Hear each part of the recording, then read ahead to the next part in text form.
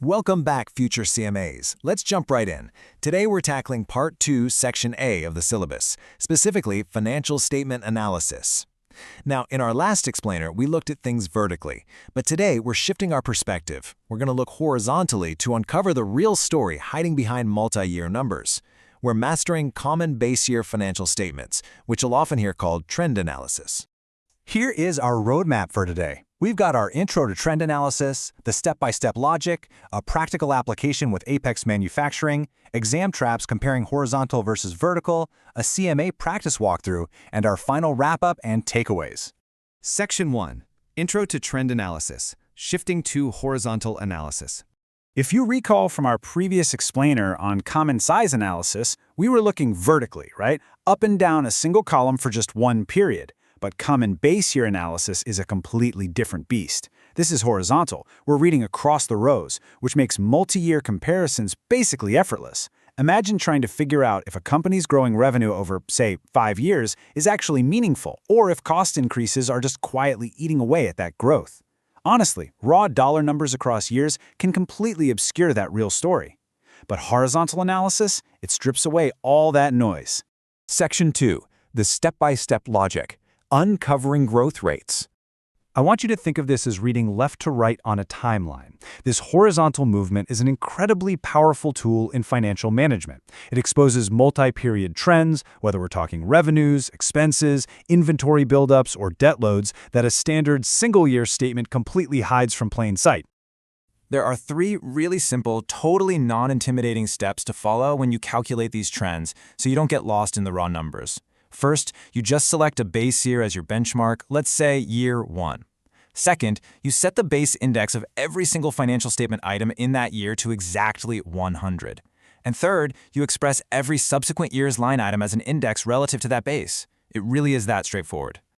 So here is the absolutely crucial formula. You take the current year amount divided by the base year amount and multiply by 100 to get your index. Lock this into your memory for exam day.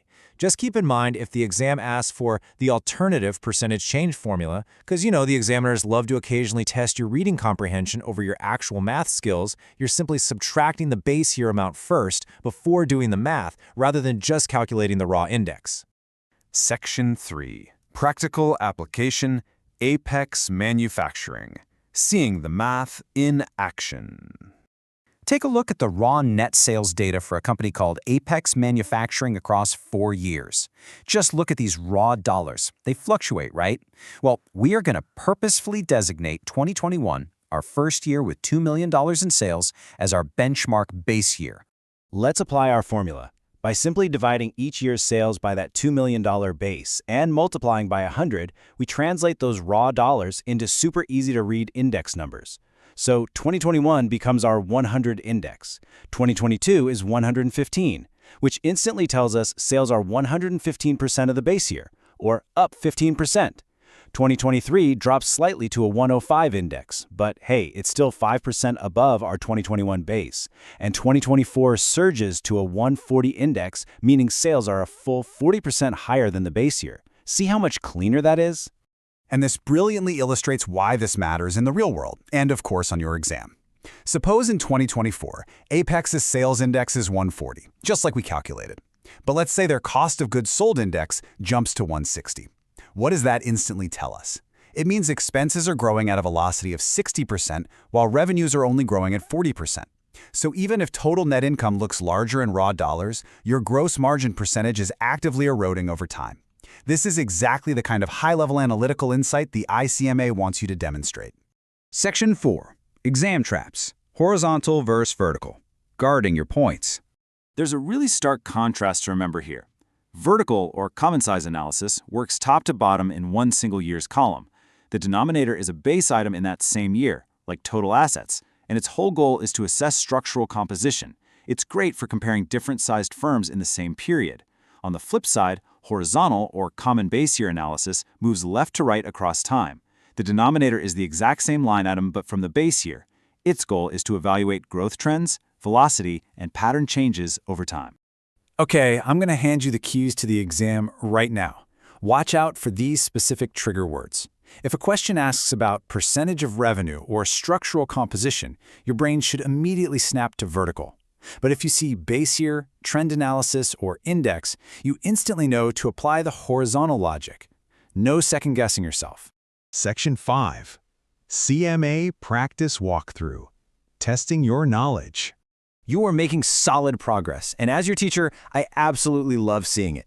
So let's put this into practice. Read through this scenario carefully. Orion Corp has inventory of $150,000 in year 1, which they've defined as the base year. Then they have $180,000 in year 2 and $210,000 in year 3.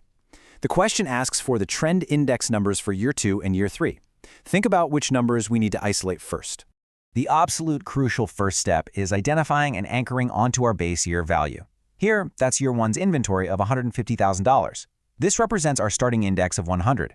Every single calculation we do next must relate back to this specific number.